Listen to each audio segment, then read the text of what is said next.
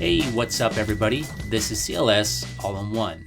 In today's video, I will show you how you can add Android Auto and Apple CarPlay to your existing stock stereo and select 2014 through 2020 GM vehicles that use an HMI 2.0 module. The vehicle I'm working on today is a 2014 GMC Sierra 1500 Denali truck. The stock stereo on this is pretty nice, but has become somewhat dated with modern technology, and a lot of the apps do not work and cannot be updated. So because of this, I decided to add this module made by Roadtop that adds some awesome new features to my car stereo, such as advanced Bluetooth support, along with CarPlay and Android Auto. And something I really like about this module is that it retains all the stock features your car stereo may already have, such as backup camera support and steering wheel controls. And here is a list of some of the vehicles this module is compatible with, but you'll want to keep in mind that your vehicle will need to have an existing HMI 2.0 module for this to work, so you may have to do some research to verify what yours has in it already. Now let's take a quick look at the Roadtop module. We have the manual located right on the top, and we'll take a closer look at this here in a minute. Here's the module itself. So we got some connections on the top and bottom. On this side is where all the main connections will plug in. And on this side, there's going to be a couple optional inputs for HDMI and a SD card, along with a few dip switches which might have to be changed, and I'll talk about that here in a few as well. So with this module, it's meant to be plug and play for the most part, so you shouldn't have to cut any wires with a standard installation. And you should be able to just use these provided cables to make your connections.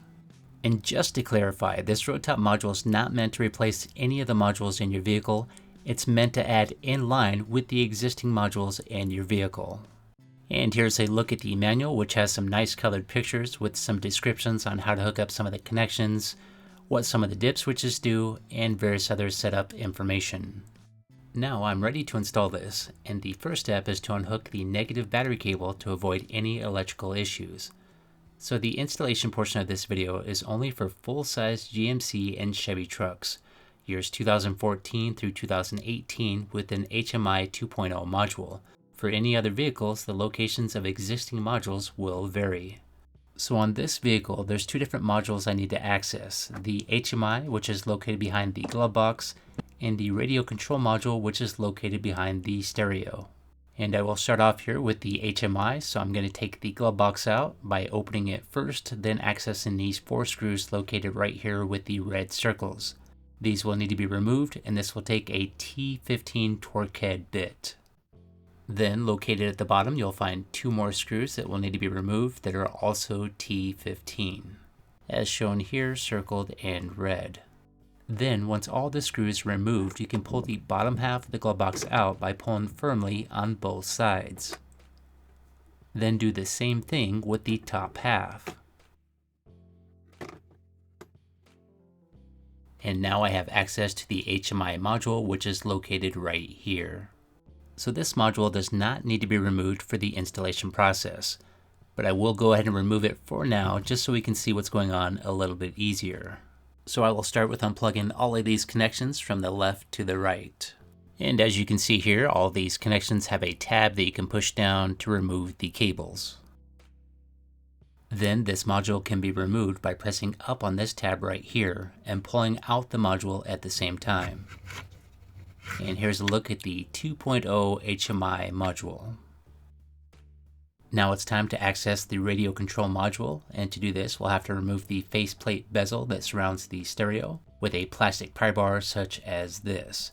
And you'll want to be very careful when you're prying towards the bottom, especially where the bezel is really thin, to avoid breaking it. And once it's loose enough, you should be able to pop off the rest of it by hand. Then there will be 1 connection on each side that will need to be removed by pressing a tab, then pulling up.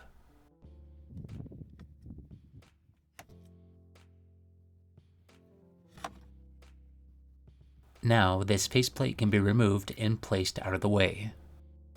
Then you will need to remove the 4 7mm screws that are securing the car stereo in place, as shown here circled in yellow.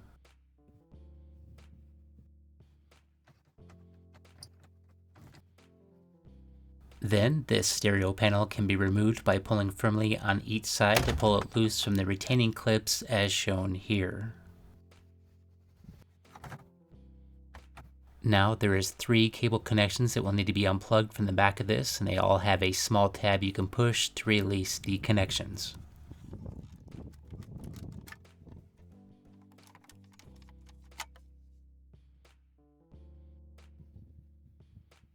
Now this stereo panel can be placed safely out of the way.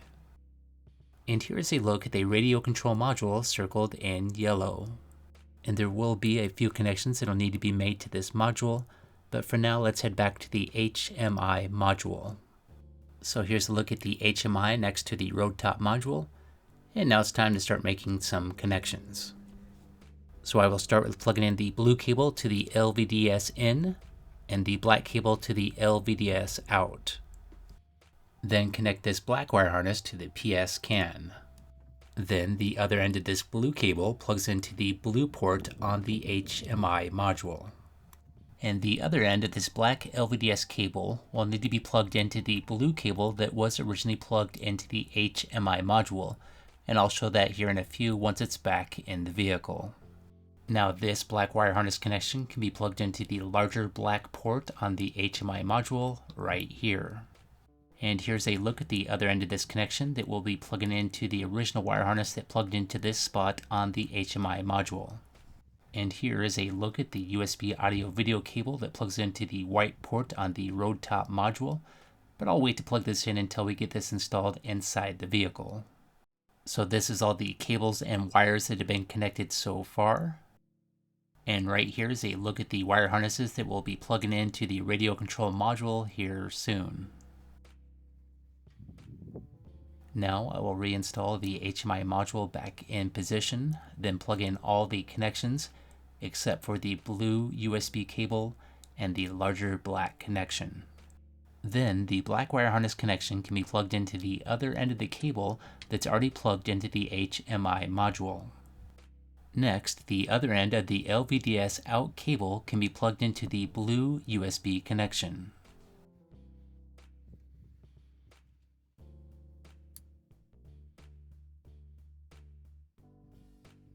Now the wire harness for the radio control module can be routed through the dash as shown here. And this is somewhat of a tight fit, but you should be able to snake these wires through here just like I did. And something I would like to mention regarding the end of this wire harness right here, there is 2 smaller connections that look like they should be plugged in together, but according to the manual, these are supposed to be left unplugged. Now the light gray wire harness connection can be unplugged from the back of the radio control module right here. Then this male end of the wire harness that's connected to the Roadtop module will connect to this port on the back of the radio control module. Then the wire harness connection that was plugged into the radio control module will plug into the female port on the end of the wire harness for the Roadtop module. Now I will grab the car stereo panel and plug in the 3 connections on the back of the panel. Then I will place the car stereo panel back in position and snap it in place using the retaining clips. And for right now, I'm going to hold off securing this with the 7mm screws because I want to go ahead and test this before I get this fully secured. Now I will plug in the USB audio video cable into the white connection port on the Roadtop module. Then plug in the microphone to the mic input. Then the aux out cable will need to be plugged into the aux input for the stock car stereo. So for right now, with both the aux and microphone cable, I just have these temporarily routed for a quick test, and once I have everything confirmed working, I'll go ahead and work on getting these routed to a better location. Now it's time to hook up the negative battery cable, then start the vehicle for a test. So you may have to push the power button to get this to turn back on, and it might take a few seconds, especially after the battery was unplugged. Once the car stereo boots back up, you should be able to long press the home button to bring up a new menu where you're greeted by Android Auto and CarPlay settings. And since my phone is an Android, I'll go ahead and push the Android Auto icon. Then for a wireless Android Auto connection, I need to open up the Bluetooth settings on my phone, and search for the Roadtop device and make a connection via Bluetooth. And just to let you know, they do recommend to disconnect from the stock Bluetooth on your car stereo, but I went ahead and left mine connected, and I was able to use some features from the stock Bluetooth and the Android Auto, and I'll explain that better here in a few. So as you can see here, I'm now connected with the Android Auto, and I'll go ahead and do some tests with navigation and making some phone calls. Navigate to the movie theater. Okay, Studio City Mesa plus ARQ. Here we go. Call voicemail. Got it. Calling voicemail. So everything seems to work well, except for making a call with the voice button on the steering wheel when connected via Bluetooth to Android Auto only. But if I connect to the Bluetooth on my car stereo as well and make sure I have the aux input selected for media, I am able to make phone calls from the steering wheel. But the results for this will probably vary depending on what type of phone you have. Command, please. Call voicemail. Calling. Please enter your password, then press pound. So after thoroughly testing this Roadtop module, it's now time to get the rest of the wires routed correctly. With my vehicle, I decided to use the center console to mount my microphone and aux cable. But if your vehicle is not equipped with a center console like this, you will have to find another area to route these cables. So located in the back of the center console right here is a panel that can be removed by taking out these 5 Phillips screws. And here's what it looks like after removing the panel. Now the aux cable can be routed through the dash right here, then down and around the center console by removing this trim right here, which just pops loose with a plastic pry bar, then ultimately routing it towards the back where I just removed the panel. And it looks like I have just enough link to get this plugged into the aux port. Then I drilled a 3/8 of an inch hole in the bottom panel so the wire had somewhere to route through, then screwed it back on. Then I routed the microphone right here just above the power ports and made sure to hide the wire behind the center console and dash. And this microphone does have some double-sided tape on the back of it, so you can mount this in position once you get all the wires in place. And here is something I almost forgot to test, and that was my backup camera. I found out you have to set the number 1 switch to the on position on the Roadtop module in order for your stock backup camera to work. As far as where to put the Roadtop module, it can go wherever it can fit and reach with all the wires attached. In my vehicle, I decided to mount it behind the glove box, but I had to buy some small brackets and screws to mount this securely because it did not come with any mounting hardware. Then I mounted it right here with some self-tapping panhead screws. Then I neatly wrapped up all the extra wires and slack with small zip ties. And as you can see here, I do have a couple of unused connections such as this USB port and some video inputs for optional cameras, which I do not have a need for. So for right now, I will just tuck these away with the rest of the wires. And once I have everything mounted and the wires all tucked away, I can now install the glove box by popping in the top half first, then the bottom half, and securing it with the 6 T15 screws. Then the car stereo panel can be secured with the 4 7mm screws. Then the dash faceplate bezel can be plugged back in and popped back in position. So it's been about a month since I installed this and everything seems to be working well, but I did end up changing some of the settings in the Android Auto app on my phone to keep it from auto-connecting each time I started the vehicle by unselecting the Start Android Auto while locked option, which keeps it from auto-connecting as long as your phone is in the locked position. But this is just a preference for myself, and you may just want to keep it like it is.